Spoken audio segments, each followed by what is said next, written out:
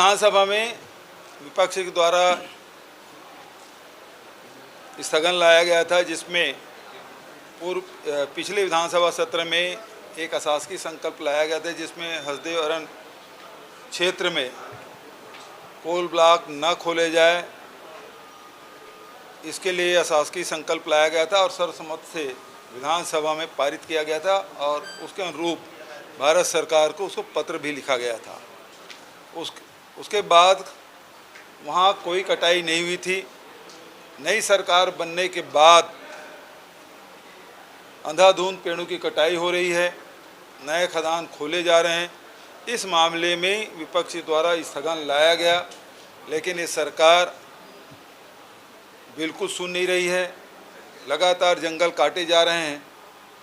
लोग चिंतित हैं अपने भविष्य को लेकर, लेकिन इसे अग्राह्य कर दिया गया और हम लोग इसमें हजारों आदिवासी परिवार उजड़ेंगे, लाखों पेड़ कटेंगे और सबसे बड़ी बात जो हसदेव बांध है, हसदेव बांगो बांध, वो पटेगा और जिससे चांपा, जांजगीर, शक्ति, रायगढ़, बिलासपुर, कोरबा जिला की सिंचाई प्रभावित होगा। आने वाले भविष्य में इसका बहुत बड़ा खामियाजा छत्तीसगढ़ के लोगों को उठाना पड़ेगा, चाहे किसान हो चाहे आदिवासी हो। और इसी मामले में हम लोगों ने स्थगन लाया था और हमारी बात नहीं सुनी गई। हम सब बेल में गए और सारे विपक्ष के सदस्य निलंबित हुए। उसके पहले भी जो सरकार थी, टेंडर प्रक्रिया पूरे देश में जितनी सरकारें हैं, वो चाहे विमान के हो चाहे हेलीकॉप्टर हो, किराए से लेती रही है।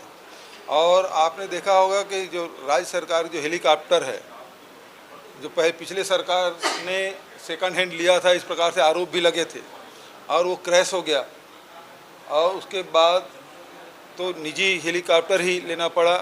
विमान भी पुराना हो गया, लगातार ग्राउंडेड रहा, रिपेयरिंग भी लगे और उसमें किराया जो लिया गया है वो विधि सम्मत है, टेंडर किया गया है और उसमें कोई गड़बड़ी हो तो बताएं, क्योंकि किराया तो लिया गया है और टेंडर करके लिया गया है, इसमें गड़बड़ क्या है। देखिए, इन लोगों को तो मीडिया हाइप चाहिए। पिछली सरकार में हम लोगों ने उसके जहाँ कमी पाई गई, जितने दुकान है उसे चिन्हित किया गया, उसको नोटिस दिया गया, FIR भी हुए और रिकवरी भी हुए। तो सारी कार्रवाइयाँ पिछले सरकार के द्वारा किया गया। केंद्र सरकार ने आके जांच भी की, उसके अधिकारी आए थे और उस जांच से वो संतुष्ट पाए। यदि असंतुष्ट होते कार्रवाई से तो उसी समय कार्रवाई कर दिए होते, उसमें कार्रवाई कुछ नहीं हुई। अब कल विधानसभा में उन्होंने कहा विधानसभा से जाँच कराए, आप किसी से जाँच करा लें, क्या फ़र्क पड़ता है। पिछली सरकार ने उसमें कार्रवाई की, FIR भी दर्ज किए गए दर्जनों और रिकवरी भी की गई, तो दोनों कार्रवाइयाँ हुई हैं। ठीक है, थैंक यू। राहुल जी के आने से निश्चित रूप से ज़बरदस्त प्रभाव पड़ेगा। हम सब बेसब्री से इंतज़ार कर रहे हैं।